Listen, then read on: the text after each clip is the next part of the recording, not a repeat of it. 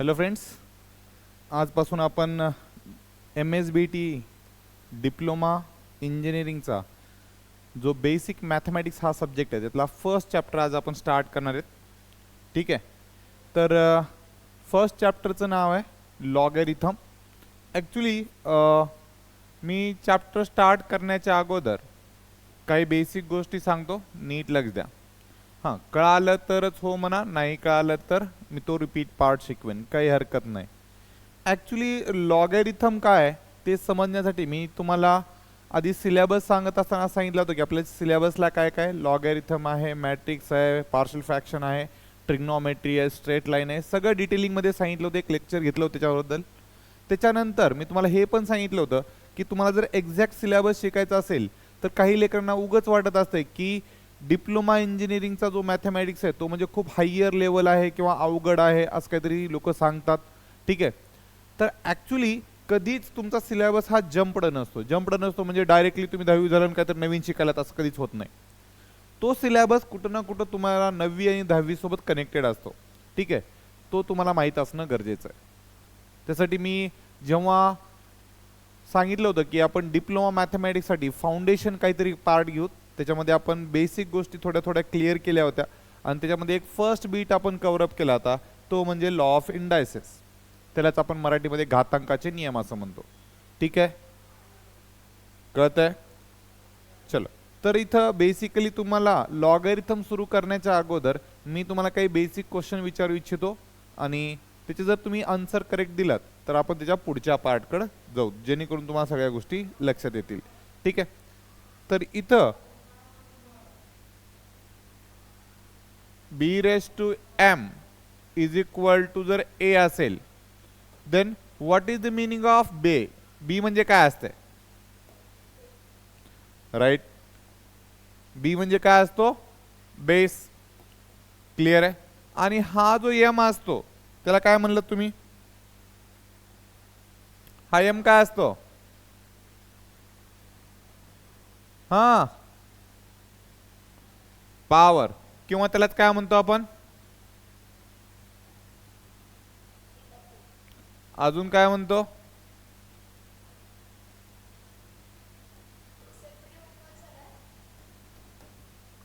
नाही,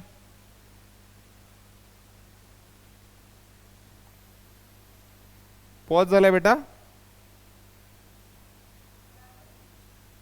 हां, ज्यांचा व्हिडिओ पॉज झालेला असेल त्यांनी काय करायचंय, मीटिंग एंड करून डबल जॉईन करा, जेणेकरून तुमचं जे काही इश्यू झाला असेल तो क्लिअर होऊन जाईल. ठीक आहे, ह्या एमला काय काय म्हणतात मी ते लिहिलंय, दिसायला का चेक करा. पॉवर म्हणतात, काही काही जण इंडायस म्हणतात, एक्सपोनंट म्हणतात. जे मराठी मीडियममध्ये शिकलेत त्यांनी घातांक असं म्हणतात. क्लिअर आहे? Yes or no? ठीक आहे, त्याच्यानंतर हे जे ए आहे ह्या एला काय म्हणतात? हे जे काही कॅल्क्युलेशन आहे त्याचं सोल्युशन असं म्हणतात. काय म्हणतात त्याला? सोल्युशन. जे काही कॅल्क्युलेशन आहे त्याचं सोल्युशन. कळालं? A is called as a solution. हे कळालं का ते सांगा. आणखीन एकदा रिपीट सांगतो, b⁻m इज इक्वल टू ए काही ना काही उत्तर येईल. हे जर कळत नसेल वर्डिंग मध्ये तर मला वर्डिंग मध्ये कळणार गेले म्हणून सांगा बरं का. मी तुम्हाला डिफरंट मेथडनी समजवायचा प्रयत्न करतो. आपल्याला कॉन्सेप्ट जर एकदा कळाला तर लॉगॅरिथम ऍक्च्युली 2 किंवा 4 मार्कला बीट येत असतो आणि ते तुम्हाला 100% सॉल्व्ह करता यायला पाहिजे. ठीक आहे, क्लिअर? तर मला फक्त सांगा, हे वर्डिंग मध्ये लिहिले b⁻m इज इक्वल टू ए, याचा अर्थ बी कोण आहे? बेस आहे. ठीक आहे, एम कोण आहे? पॉवर आहे. त्यालाच आपण इंडायसेस किंवा एक्सपोनंट म्हणतो, मराठीमध्ये त्याला घातांक असं म्हणतात. ह्या सगळ्यांचं जे काय उत्तर येईल त्याला इथं सोल्युशन्स असं म्हणतो. हे जर कळत नसेल तर एवढं तर कळते का चेक करा. समजा 2 चा पॉवर 3 असेल तर याचा उत्तर काय येत असते? 8. ह्याच्या या केसमध्ये हे 2 कोण आहे रे? 2 कोण आहे? बेस. 2 हा बेस आहे. 3 कोण आहे? 3 कोण आहे? यस, पॉवर आहे. 3 कोण आहे? पॉवर आहे. ठीक आहे, आणि हे 8 काय आहे? सोल्युशन आहे. म्हणजे जे काही रिप्रेझेंटेशन केलंय त्याचं फायनल आन्सर म्हणजे कोण आहे रे? 8 आहे. ह्याच्यामध्ये काही न कळण्यासारखं काही आहे का सांगा मला. ठीक आहे. आता पॉवर, इंडायसेस, एक्सपोनेंट एवढे सगळे शब्द लिहिलो नाही मी. फक्त मला एवढं सांगा, B for base, M for power आणि A is equal to solution. हा, हे असे ए बी आणि एमच वापरावाच काही कंपल्शन नाही. तुम्ही कुठलेही अल्फाबेट्स यूज करू शकता. ठीक आहे. आता दुसरं मी अल्फाबेट चेंज करतो म्हणजे तुम्हाला कन्फ्युजन होऊ नये म्हणून ह्याची सवय लागू द्या. इथं जर समजा मी पी लिहिलं आणि याचा पॉवर क्यू लिहिलं आणि इज इक्वल टू आर लिहिलं, त्याच्यामध्ये पी कोण आहे रे? बस एवढं लक्षात आलं तरी बस झालं. हे कोण आहे आपल्यासाठी? मी तर लिहितो, चेक करा. हा बेस आहे. कोण? पी. म्हणजे क्यू कोण आहे रे? क्यू म्हणजे कोण आहे इथं? पॉवर आहे. आणि हे जे आर आहे ते कोण आहे? त्याचं सोल्युशन आहे. ह्याच्यामध्ये काही अवघड पार्ट आहे का? याच्यामध्ये काही अवघड पार्ट आहे का? आता काही जण विचार करत असतील, चॅप्टरचं नाव लिहिलंय मी लॉगॅरिथम. चॅप्टर नंबर 1 जे आहे ते मी काय लिहिले? चॅप्टर नंबर 1 लिहिले मी लॉगॅरिथम. आणि शिकवायलो काय रे? शिकवायलो काय? लॉ ऑफ इंडायसिस मधला पार्ट शिकवतोय. करेक्ट आहे. म्हणजे ह्या दोघात काही ना काही रिलेशन आहे. ह्या दोघात काही ना काही रिलेशन आहे. मी तुम्हाला आधीच सांगितलं, कुठलाच सिलेबस हा जंप नसतो किंवा नवीन पार्ट तुम्हाला शिकवायला देत नाहीत. कुठं ना कुठं त्याची लिंकिंग असते. मग ते लिंकिंग आपल्याला शोधायचं काम करायचं. पण त्याच्या अगोदर मला तुमच्याकडून थोडीशी मदत पाहिजे. तुम्हाला लॉ ऑफ इंडायसिस माहिती आहेत? हा या ना? तुम्हाला घातांकाचे नियम माहिती आहेत का? हो किंवा नाही?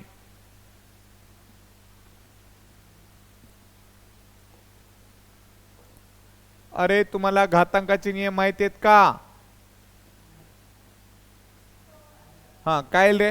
जर दोघांचा बेस सारखा असेल आणि पॉवर डिफरंट असतील, बरं गुणाकारात असतील, तर त्याला काय लिहितो? बी रेस टू पॉवरची ऍडिशन लिहितो. Yes or no?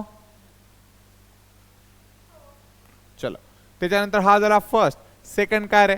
समजा बी रेस टू एम असेल divided by b raise to n असेल आणि दोघांचा बेस सारखा भाग करत असतील तर पॉवरची काय होत असते? सबस्ट्रॅक्शन. वरच्या पॉवर म्हणून खालचा पॉवर काय करतो? मायनस करतो. थर्ड, समजा बी रेस टू एम असेल आणि या सगळ्यांचा पॉवर, सगळ्यांचा म्हणतोय पॉवर एन असेल, तर आपण B raise to M into N लिहू शकतो. नेक्स्ट, जर समजा in B raise to M असेल आणि याचा जर स्क्वेअर रूट nth रूट असेल तर ह्याला काय लिहू शकतो? B raise to M divided by N लिहू शकतो. फिफ्थ पॉवर, जर 1 upon B raise to M जर असेल त्याला B raise to minus M लिहू शकतो. सिमिलर वेनी जर समजा, इथं लक्ष द्या, सिमिलर वेनी जर बी रेस टू जर एम असेल, बी रेस टू मायनस एम असेल तर त्याला 1 upon B raise to m लिहू शकतो. किंवा जर 1 upon B raise to minus m असेल खाली, तर वरे जाऊन काय होत असते? बी रेस टू एम होत असते. हे तिन्ही जे आहेत, हे आणि हे तिन्ही सेम आहेत. हे कळालं? कळतंय का? या सर्व लॉ ऑफ इंडायसिस मध्ये कुणाला काही अडचण असेल तर आत्ताच सांगा. ठीक आहे. पुन्हा अजून एक शिकलो होतो आपण. ऍक्च्युली हे इथलाच पार्ट आहे तर ह्याला इथंच लिहतो आपण, म्हणजे तुम्हाला लक्षात येईल थोडंसं. हे इथलाच पार्ट आहे. ठीक आहे. चलो, अजून एक लक्षात आहे का? चेक करा. समजा बी रेस टू एम असेल आणि इंटू ए रेस टू सुद्धा एम असेल तर काय लिहू शकतो याला? बी इंटू ए चा पॉवर एम. मल्टिप्लिकेशन मध्ये असेल तरच पॉसिबल आहे बरं का. हे पॉवर सारखे असतील तर त्याला एकत्र लिहू शकतो. Similarly b raise to m divide by a raise to M जर असेल तर it can be written as b by a raise to m. हे सगळे झाले तुम्हाला? हो किंवा नाही?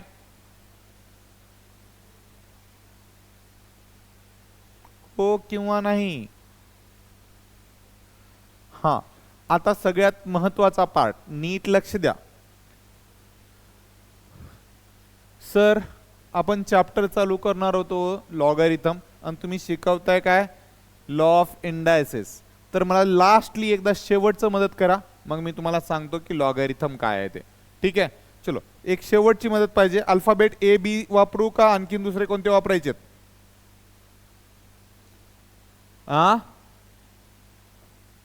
आता बी का बरं वापरतो त्याचं रिझन आहे. बी स्टँड फॉर बेस. बी म्हणजे काय असते? बेस. म्हणून मी बी वापरतो, दुसरं काही कारण नाही. B raise to M is equal to A जर असेल, बी raise to M is equal to A असेल, if B raise to M is equal to A, then what is the meaning of B here? आता काही जण म्हणजे परेशान व्हायलेत किंवा रागात येलेत, सर 10 वेळेस त्या गोष्टी विचारलेत आम्हाला, बी म्हणजे काय, एम म्हणजे काय, ए म्हणजे काय, आणि उगाच आम्हाला परेशान करायलेत. ठीक आहे, बट शेवटचं सांगा मला, what is meaning of B? Base. आणि what is meaning of M? आणि what is meaning of A? Solution. इथपर्यंत तुम्ही असं रीड केलात, but in case of logarithm we can say that m is called as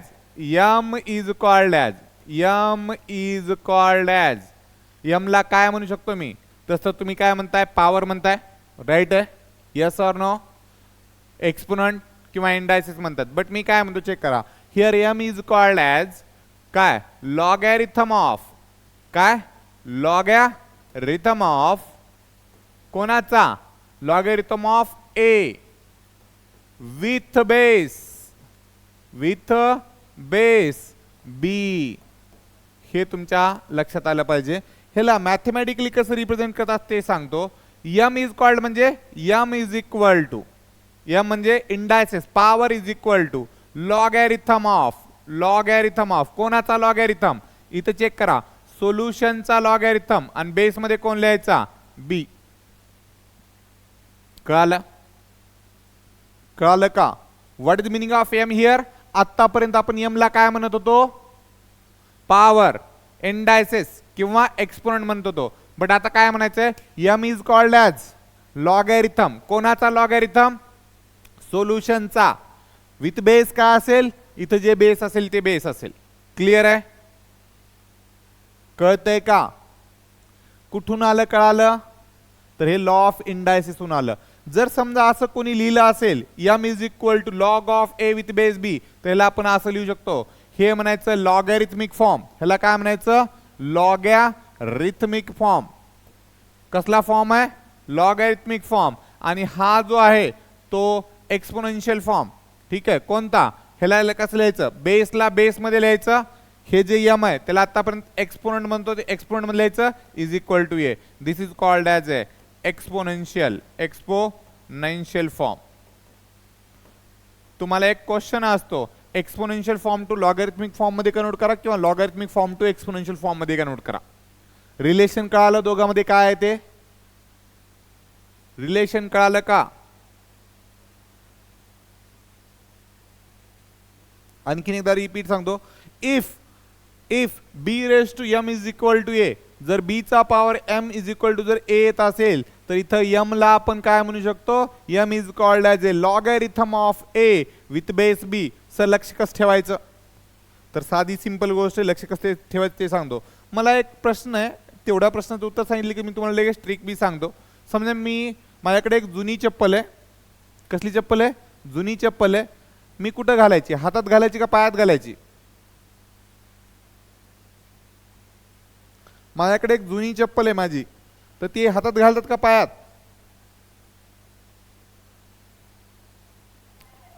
पायात घालतात. आता समजा मी दुकानात गेलो आणि मी एक नवीन चप्पल घेतली, आता कुठं घालायचं?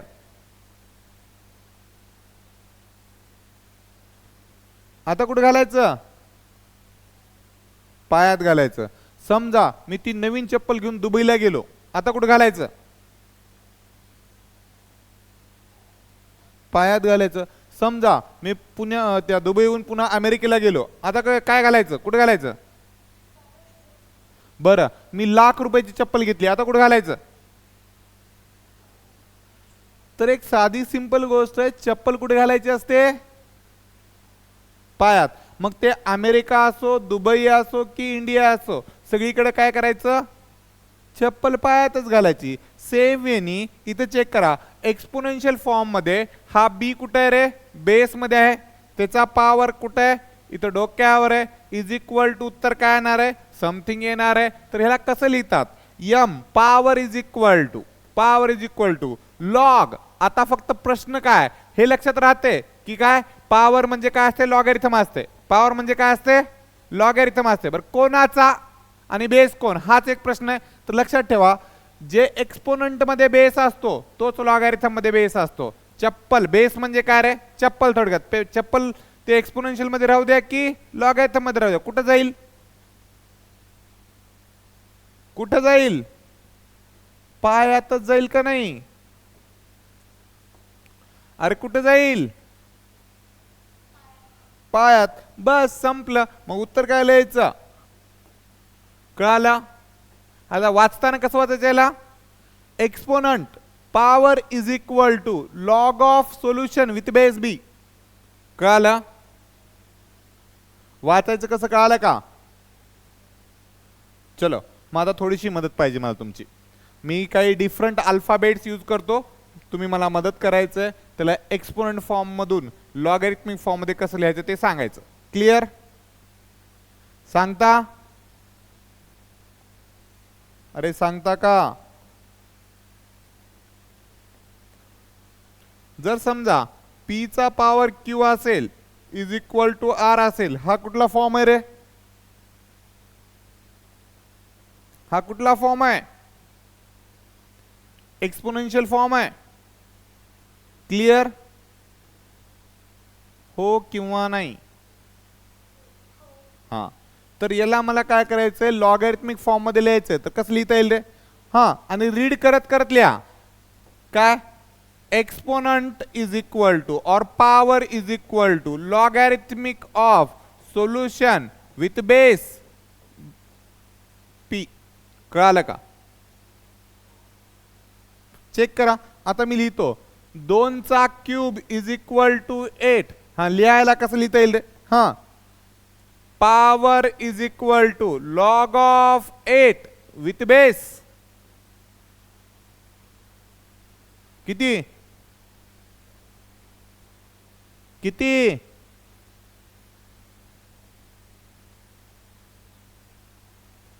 अरे किती,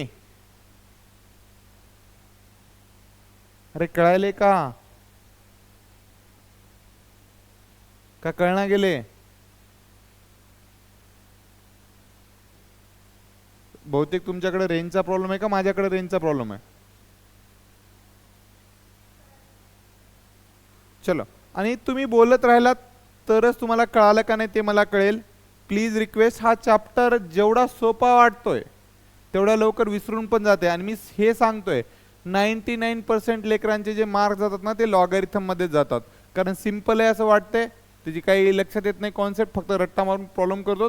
एक्झाम मध्ये सडनली ते क्वेश्चन येत असतो आणि सॉल्व करता येत नाही. त्यामुळे प्लीज थोडंसं लक्ष द्या. इथं चेक करा, समजा S चा पॉवर T असेल आणि उत्तर जर समजा P येत असेल, आता कसं लिहितील रे, हा, ह्याला एक्सपोनेन्शियल फॉर्म मधून कशात लिहायचंय, लॉगॅरिथमिक फॉर्म मध्ये लिहायचंय. हा, कसं लिहिता येईल, हा चलो 5 नाही, S is equal to S raise to T is equal to P आहे. तर काय लिहिता येईल, power T is equal to, हा, लॉगॅरिथम ऑफ कोणाचा, P चा विथ बेस S. हे कळालं का ते सांगा. हे कन्वर्जन विचारतात 2 मार्काला, हे कन्वर्जन विचारतात 2 मार्काला, तरी पण मॅक्सिमम लोकांना कळत नाहीत. फक्त आणखीन एकदा रिपीट लिहितो, चेक करा. समजा x चा पॉवर y आहे आणि उत्तर जर समजा हे मी असं z काढतो बरं का, हे z आहे, हे असं जर उत्तर असेल x चा power y is equal to z असेल तर कसं लिहिता येईल ते, हा सांगा. हा, y is equal to log of z with base x. हे z आहे माझं, तसं मी z काढतो, लक्षात ठेवा. ठीक आहे, चलो आता काही एक्झाम्पल चेक करा. समजा 64 raise to 1/3 is equal to 4 आहे. 64 चा पॉवर किती आहे? 1/3 इज इक्वल टू 4. ह्याला लॉगॅरिथमिक फॉर्म मध्ये कसं लिहिणार? 1/3 is equal to logarithm of 4 with base 64. चलो नेक्स्ट बघा, जर एक्झाम्पल असेल 2 raise to 10 is equal to 1028. सांगा. हा 10 is equal to log of 1028 with base 2. चलो थोडं वेळ लागेल बट काय हरकत नाही. बाय प्रॅक्टिस या सगळ्या गोष्टी तुम्हाला आल्या पाहिजेत. ठीक आहे, चेक करूत आपण. 5 चा cube is equal to 125.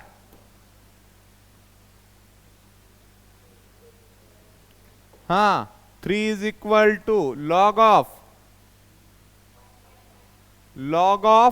125 with base 5. चलो 3 चा 4th power is equal to 81.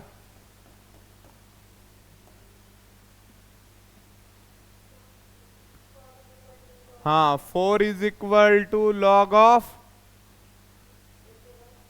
81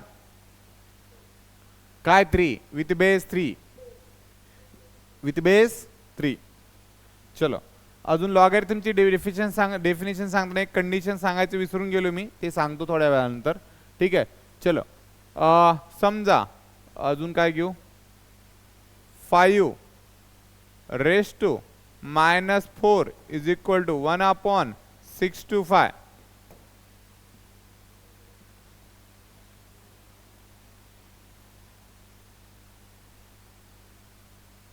हाँ सांगा. -4 is equal to log of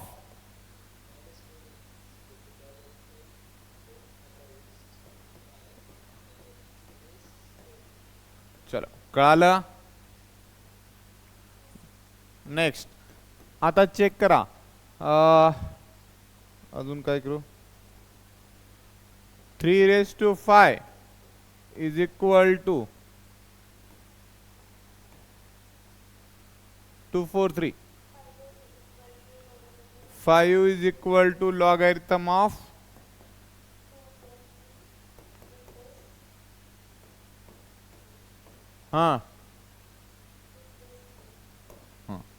चलो 2 raise to 5 is equal to 32.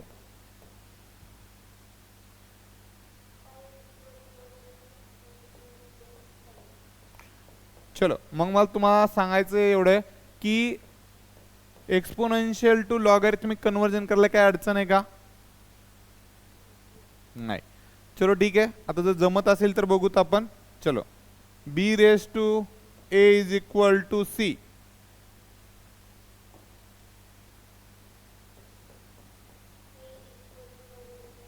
a is equal to logarithm of c with base b. एक last example, हे जर कळालं तर आपण सगळे डेफिनेशन वगैरे लिहून घेऊ. पहिला दिवस आहे, काहीतरी लिहायला पाहिजे, नाहीतर घरचे विचारायचे ट्युशन करायली ऑनलाईन काहीतरी करायली वर काही कळाले का, काही लिहायली का, तर आजपासून लिहायचं आहे. If b raise to m is equal to a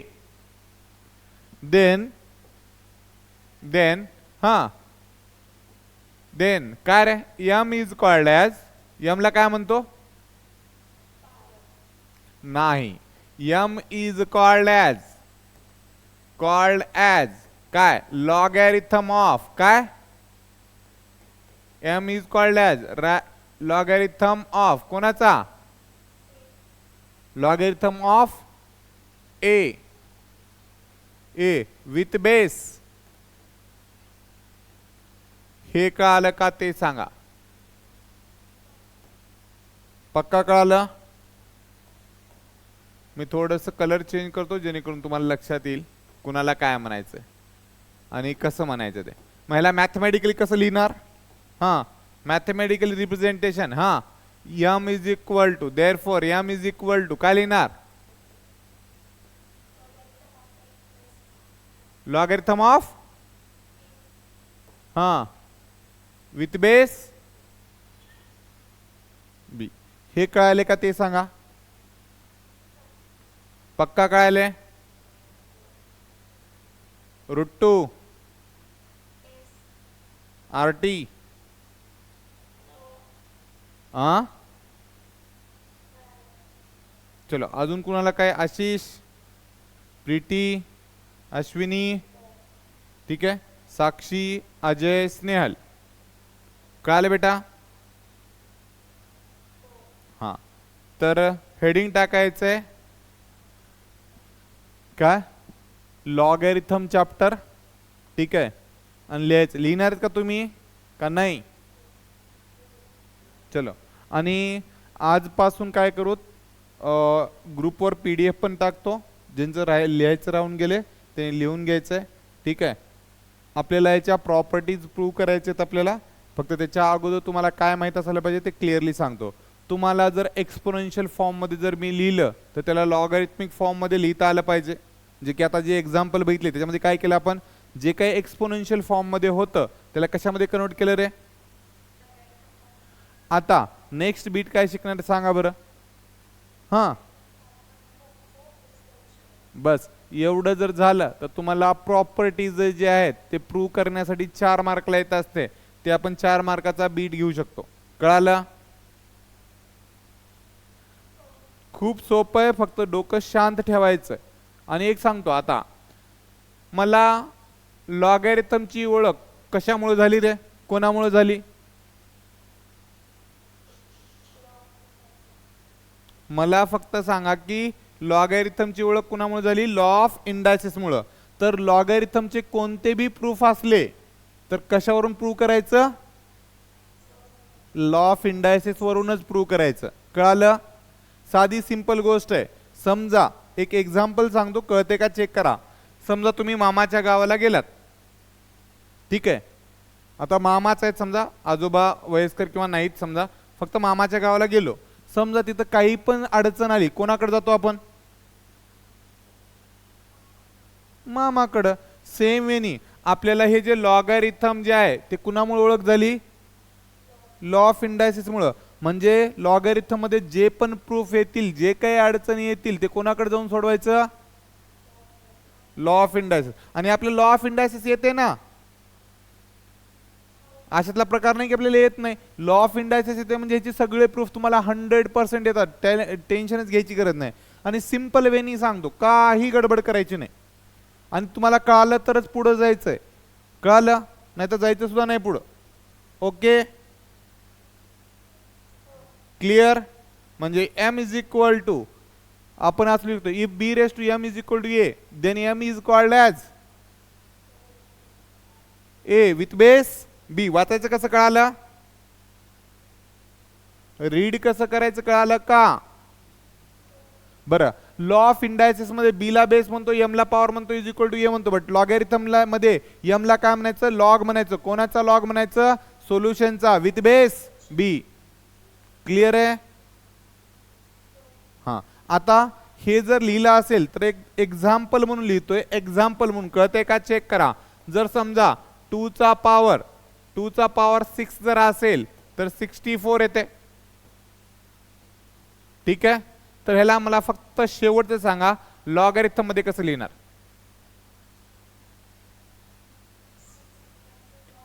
right, 6 is equal to log of काय रे? 64 विथ बेस 2. अजून एक सांगा, हा एक एक्झाम्पल होता. ठीक आहे, सेकंड एक्झाम्पल लिहितो, चेक करा. 3 raise to 3 is equal to 27. हे कन्फ्युजिंग आहे थोडस. 3 is equal to log of 27 with base 3. आता फक्त मला सांगा, ह्याच्यातला 3, हा 3 कुठला लिहिलाय आपण? बेस मधला लिहिलाय का पॉवर मधला लिहिलाय?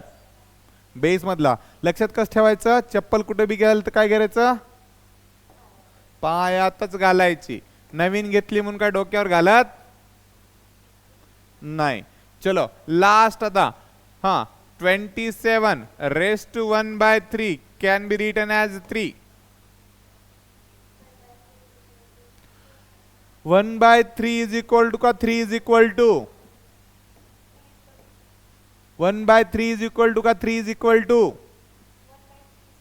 हा कधी लक्षात ठेवायचं, पॉवर इज इक्वल टू लिहायचं. काय लिहायचं? पॉवर इज इक्वल टू लिहायचं. काय लिहायचं? लॉग लिहायचं. कोणाचा लॉग लिहायचं? 27 का 3चा? 3चा. नाही तर काय काय लेकर काय करतात ते सांगतो. इथं सवय झालेली असते मोठा अंक ब्रॅकेट मध्ये लिहायची आणि छोटा अंक बेस मध्ये लिहायची. हे छोटा अंक बेस मध्ये का बरं लिहितात? तर ते बेस आहे म्हणून लिहितात. छोटा आहे म्हणून लिहितात का? नाही. त्यामुळे कॉन्सेप्ट लक्षात ठेवायचा, व्यवस्थित लक्षात ठेवायचा. Power is equal to log of solution with base is always. Base is always. Base is always. Base is always base. Base कधी पण काय असतो? बेसच असतो. हा डाउनवर्ड म्हणू नको pretty. Base is always base. लक्षात राहील 100%? हो की नाही? हा आता थोडस पुढच्या पार्टला जायचं. ह्याच्यावर न्यूमेरिकल करायचे आपल्याला, टेन्शन नका घेऊ. प्रॉब्लेम करायचे, भरपूर प्रॉब्लेम करायचे, ताण घ्यायचं नाही. फक्त कॉन्सेप्ट समजते का चेक करा. आज जर कॉन्सेप्ट कळालं तर उद्या प्रॉब्लेम आणि काही प्रॉपर्टीज आपण प्रूव्ह करणार आहेत. ठीक आहे? आणि कळालं तरच हो म्हणायचं, नाही तर नाही म्हणायचं. ठीक आहे? कळालं का ते सांगा. नाही कळालं? कुणाला नाही कळालं? नाव काय बेटा?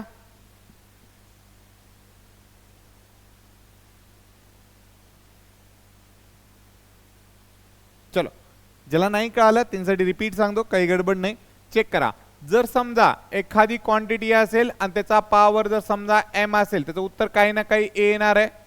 आणि त्याला जर आपल्या लॉ ऑफ इंडायसिस मध्ये हा जो खाली लिहिलेला पार्ट आहे त्याला काय म्हणतो आपण? बेस, किंवा मराठीमध्ये त्याला म्हणतो पाया.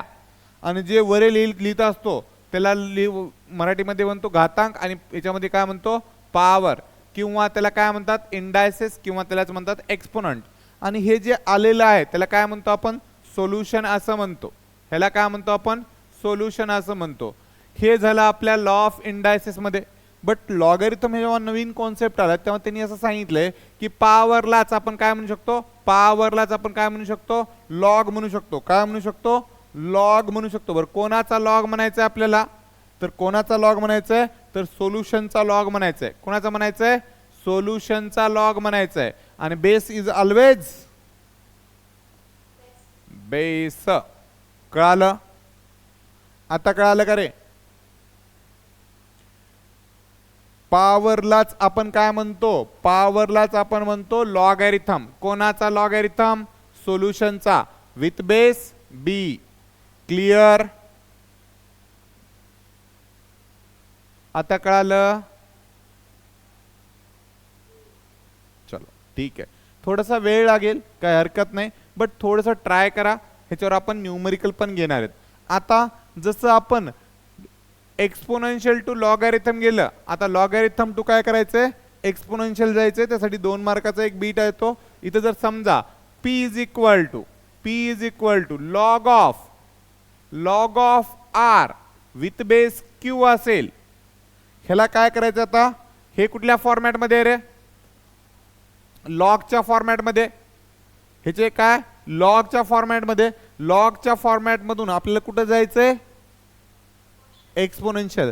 तर सगळ्यात आधी हे जे लॉगची व्हॅल्यू असते त्याच्या इक्वल टू जो असतो तो कोण असतो? पॉवर असतो. कोण असतो? पॉवर. आणि बेस इज ऑलवेज बेस. ह्या 2 गोष्टी कळाल्या की मग इक्वेशन लिहायला सोपं जाते. म्हणजे आपण असं लिहू शकतो Q चा पॉवर बेस मध्ये लिहायचंय. पॉवर कोण आहे? P इज इक्वल टू काय असणार आहे? R. कळालं? पक्का कळालं?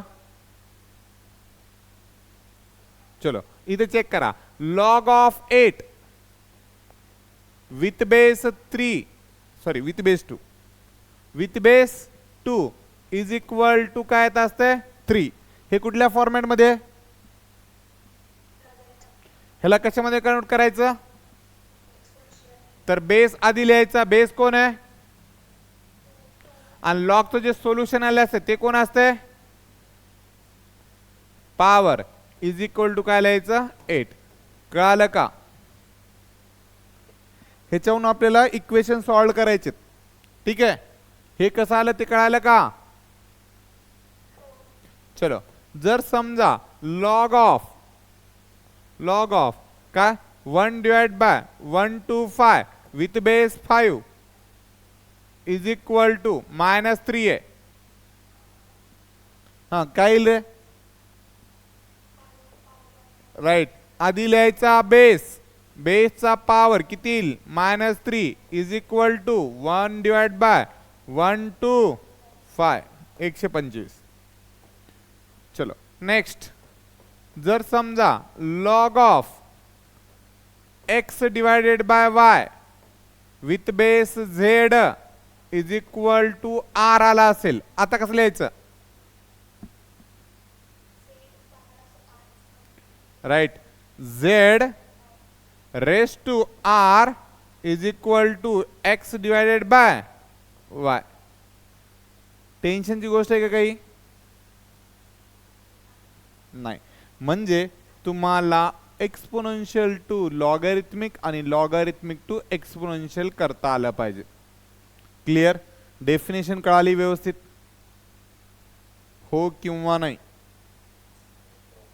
चल, तर आणखीन एकदा लास्टली आपल्याला आता उद्याच्या लेक्चरमध्ये काय बघायचं ते सांगतो. प्रॉपर्टीज प्रूव्ह करायचे. आता मी तुम्हाला आत्ताच सांगितलं, मला जर कुठलीही प्रॉपर्टी प्रूव्ह करायची असेल तर मी कोणाकडे जाणार, लॉकडे, सॉरी लॉ ऑफ इंडायसिस कडे. त्याच्या अगोदर आपल्याला उद्या काही प्रॉब्लेम्स करायचे, फक्त आजचा थोडा दिवस जाऊ द्या, कारण कसं आता शिकलो तर लगेच प्रॉब्लेम जर केले तर तुम्हाला वाटेल सर समजायला काय हरकत नाही. बहुत उद्या किती जणांना आठवते, आपण याच्यावरचे न्यूमेरिकल्स घेऊ, त्याच्यावर जे काही प्रॉब्लेम्स येतात ते पण आपण उद्या घेऊ. उद्या काय प्रूव्ह करायचं ते सांगतो. आता समजा एखाद्याचा बेस लिहिलाच नाही, लॉग ऑफ m याचा बेस लिहिलाय का मी, नाही, प्लस लॉग ऑफ n ह्याचा बेस लिहिलाय का, नाही, इज इक्वल टू उत्तर येईल log of m into n. ठीक आहे, आता मी कुठल्याच लॉगचा बेस लिहिला नाही, याचा अर्थ काय, या इक्वेशन मध्ये पहिल्या लॉगचा जो बेस असेल तोच दुसऱ्या लॉगचा बेस असला पाहिजे आणि तोच तिसऱ्या लॉगचा बेस असला पाहिजे. मीनिंग कळाला? जर समजा इथं जर मी m लिहिलं, सॉरी इथं काहीतरी प्रॉपर्टी लिहिली, याचा बेस लिहिला, इथं जर b लिहिलं, इथं सुद्धा बीच लिहावं लागेल, इथं सुद्धा बीच लिहावं लागेल. कळालं? म्हणजे जर एखाद्या इक्वेशन मध्ये जर लॉगचा बेस मेन्शन केला नसेल प्रॉपर्टी मध्ये स्पेशली, तर सगळ्यांचा बेस कसा आहे, सारखाच आहे.